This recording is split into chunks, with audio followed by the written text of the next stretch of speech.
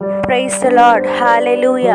ప్రతిరోజు దేవుని కృపావార్త కొరకు ఎదురు చూస్తున్న నా ప్రియమైన దేవుని బిడ్డలకి నా వందనాలు.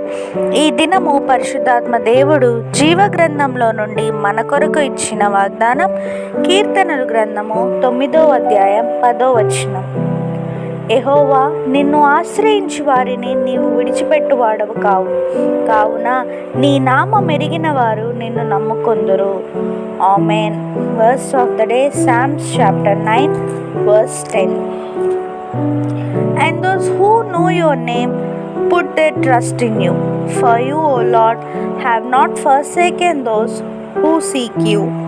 Amen.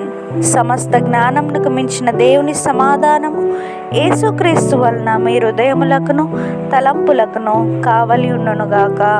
ఆమేన్.